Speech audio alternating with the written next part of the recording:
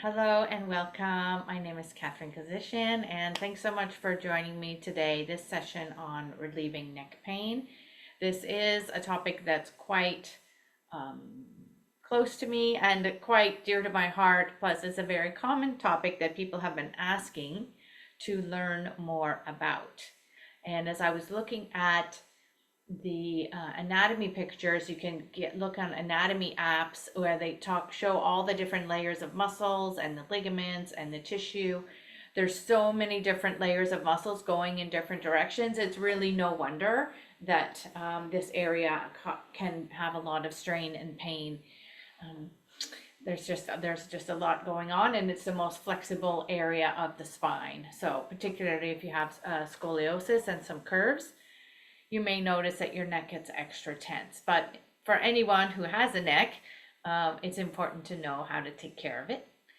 So let's dive in and start with the presentation. I have made some Google slides here, a slideshow. Here we go. So relieving neck pain. Here's this happy woman who is free and open in her neck and chest and upper back. And I already introduced myself, but I'll just say that I've had a history of some accidents, the mild scoliosis, some whiplash, and some jaw issues that pull on the neck. So I've been looking into this for quite some time and working with it for quite some time, tried all kinds of different treatments, and really found that a lot of them were helpful. And what I needed to do was figure out how to pull it all together so that I had a holistic approach.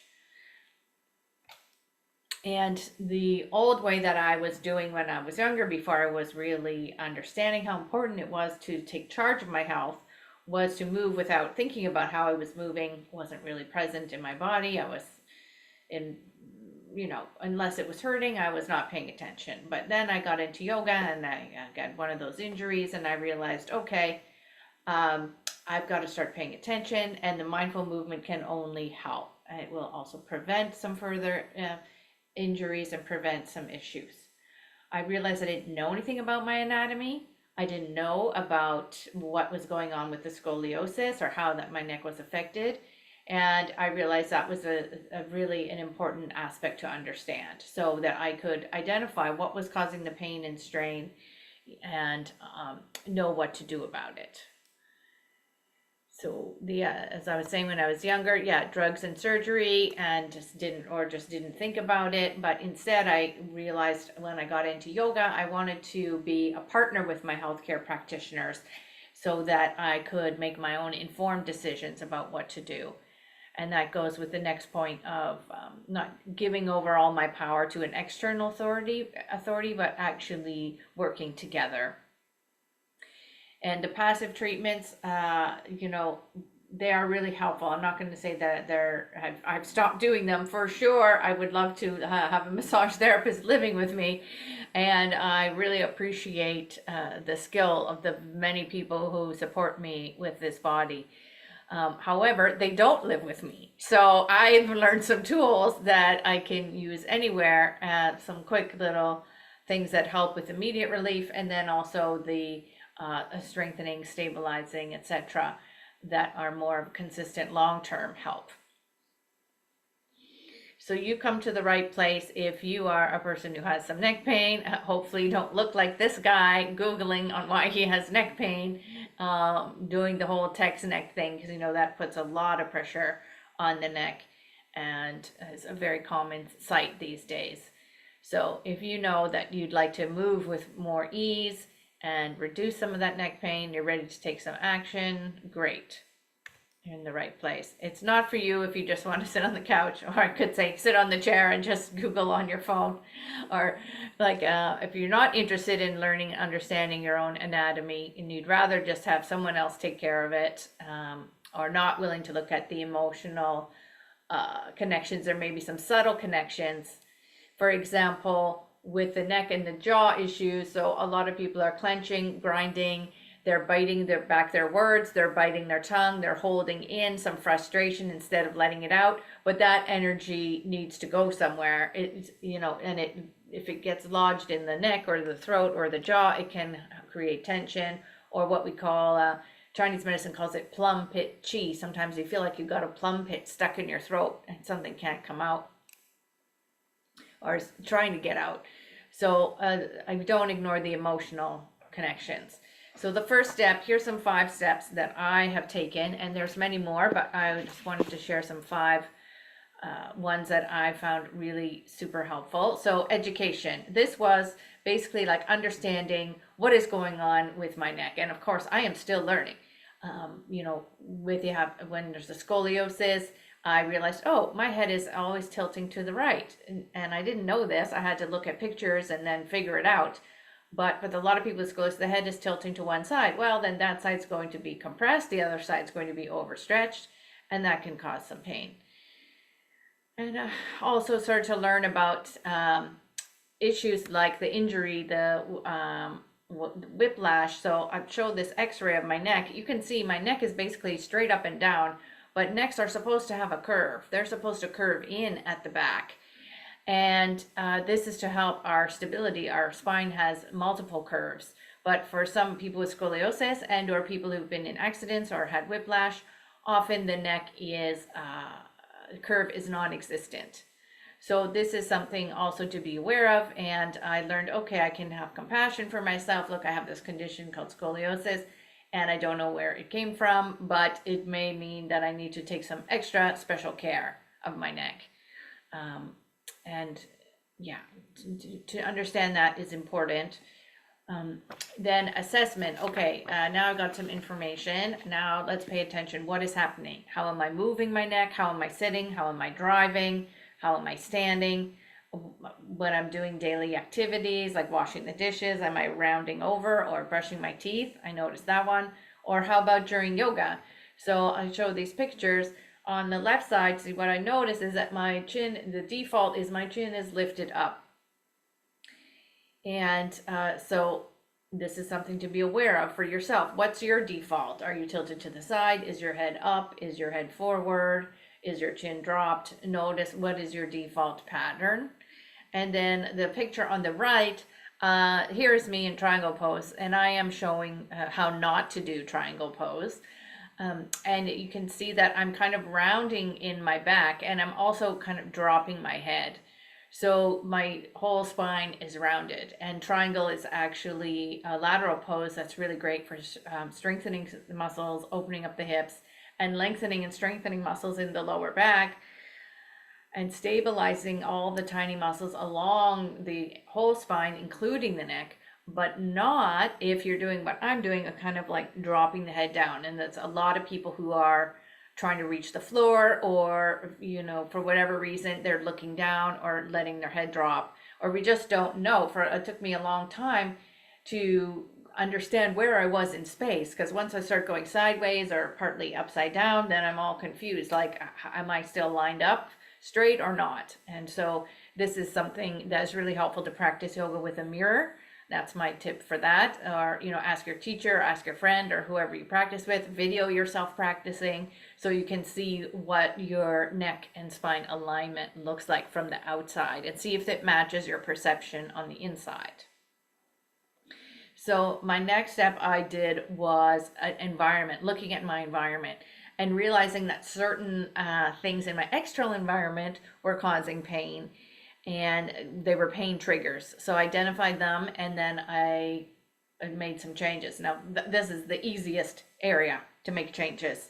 For example, a new pillow for sleeping. I got one with neck support, cervical support. I'm sure many of you, like many of my other students, have gone through like 10 pillows, or they have a whole closet full of different pillows trying to get a comfortable pillow. Keep searching and take some time to get used to it. But I got a nice pillow which has a nice little scoop for the neck, so that when I'm sleeping, my neck curve is supported. And I find this makes a really big difference. Not too high. I don't want my head pushing forward. I just want a little scoop of support under the neck. And same with the desk. So don't try and read all the small print with this picture. It's a picture a person sitting at a desk chair, oh, that's not very supportive. The reason that I wanted to show this is that their entire spine is compressed and their head is jutting forward, but mostly I wanted you to notice the top of the spine and the bottom of their head is really compressed, the back of their neck. And so this is a recipe for definitely tightness, tension, pain, and strain, combined with the arms up action means that these upper back muscles will want to tend to take over and get tight and tired. And I think we all can relate to that because everyone loves a good shoulder rub. Just about everyone, from those tight muscles that tend to take over. So those upper trapezius muscles they join the neck and the upper back and the middle back. There's upper, middle, and lower. These are really helpful muscles to strengthen, and like plank pose in yoga, for example, or like wall push-ups, poses like that, focusing on the mid and lower ones. Cobra pose, Sphinx pose, the low back bends, you can do them gently, therapeutically. They help to open the chest and then engage those lower trapezius fibers, as well as the little muscles along the spine that can help stabilize the scoliosis curves. But to counteract this forward rounding posture is really important. So getting up and taking breaks from your desk work, for example, which is one of my next steps. So activity, I already jumped to that, talking about how I had a lot of neck tension, I had a lot of stiffness. So I took massage courses, I practiced more yoga, I learned how to use the props, I did some massage techniques, and you can do this gently for yourself. There's different pressure points, there's different ways you can massage and work with the nerves and muscles in your neck. So what I'm going to do now is just stop the share for a moment. And so let's do one together all that's really nice and gentle. Some people had asked about the neck muscles at the upper back, or sorry, not the upper back, the upper neck at the top and the back of the neck. And then there's also this sternocleidomastoid muscle, which goes sternocleidomastoid, it tells you everywhere. Sterno is the sternum, it goes down here, and the clavicle, the shoulder blade, and then mastoid is the masseter muscles up here by the jaw. So connecting the jaw, the neck, and the rib cage, plus the sternum. So this gets really tight in a lot of people, especially with the text neck and the forward head posture of working at a desk. So let's practice something really super sweet and simple and gentle that can provide some relief there. And what I want to invite you to do is be really soft with this, like as if you're petting a cat, okay?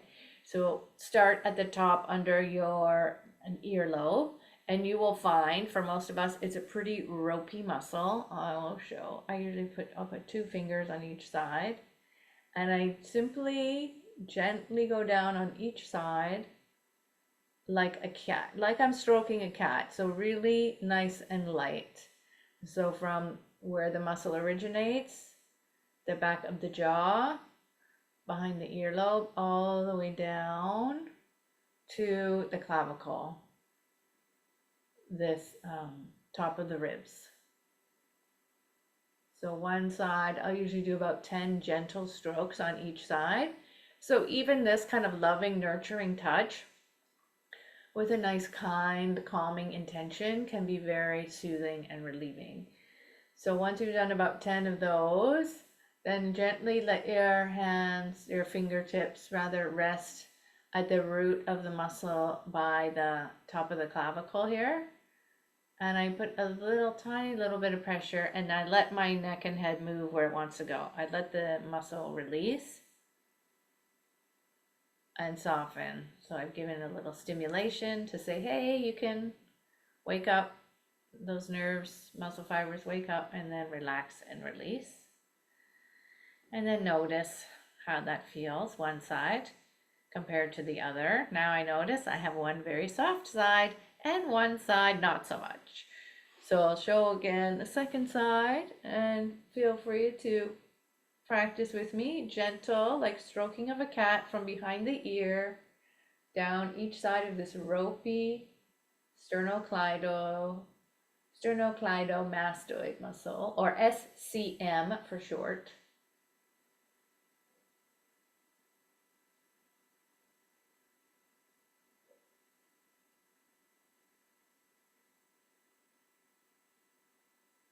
And then when you've done about 10 strokes each, you go down to the bottom of the muscle where it's attached to your clavicle and your sternum, and give a little bit of pressure, and then let the neck release. Let it move freely.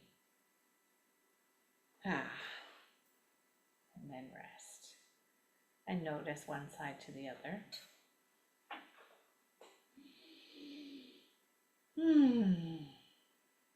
So I love these practices. Feel free to put a comment in the chat how that felt for you, whether you liked it, whether it made sense, the instructions made sense. Please let me know. I find that's nice, safe, and gentle, and very effective in the moment.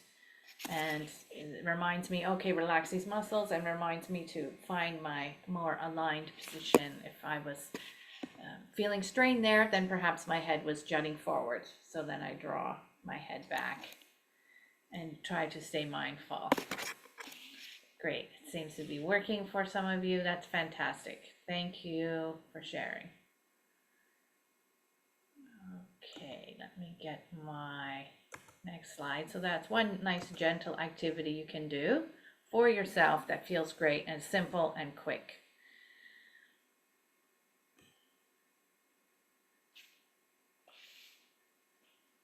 Helps to reduce. Okay, let me get to the next one. Rest. Oh yeah, rest. This is the next one.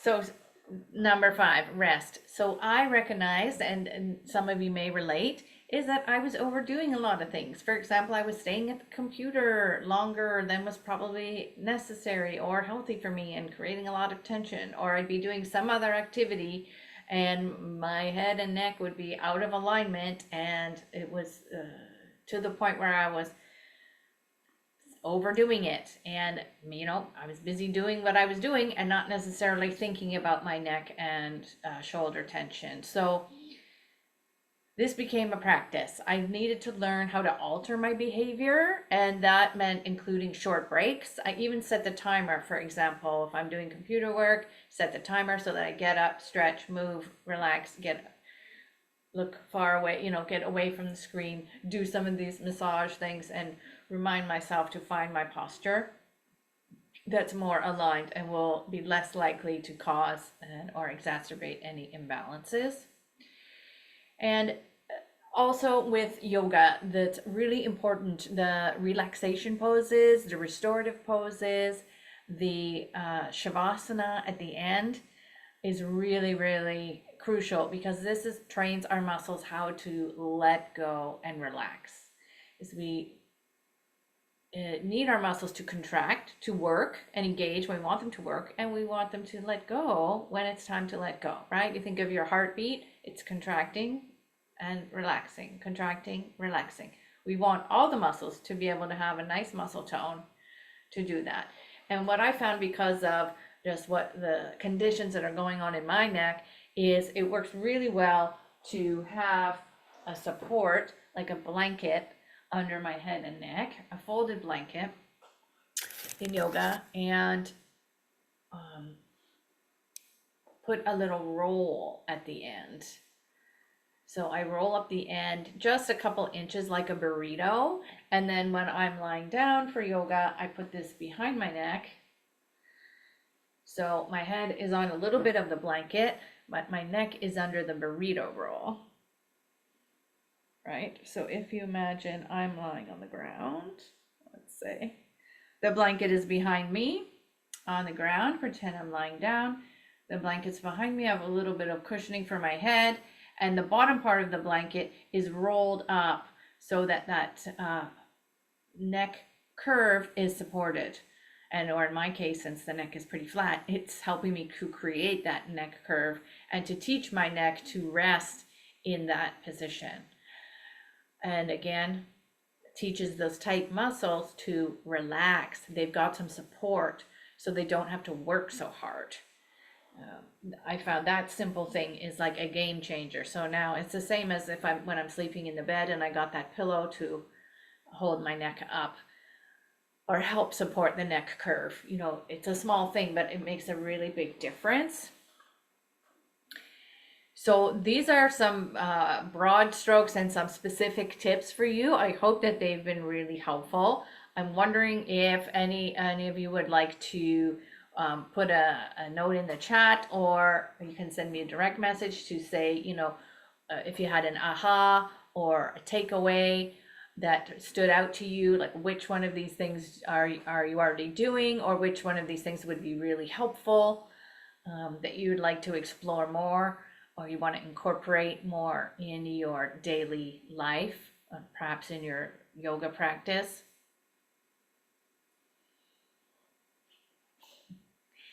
I have many more of these tricks in my book, and so it is my intention to be working and supporting people in this way. I do like to support women and reducing their back pain with my yoga therapy program, using the radar method, which has all these components that we just went through, so that you can be active and enjoy life, you know, without limitation.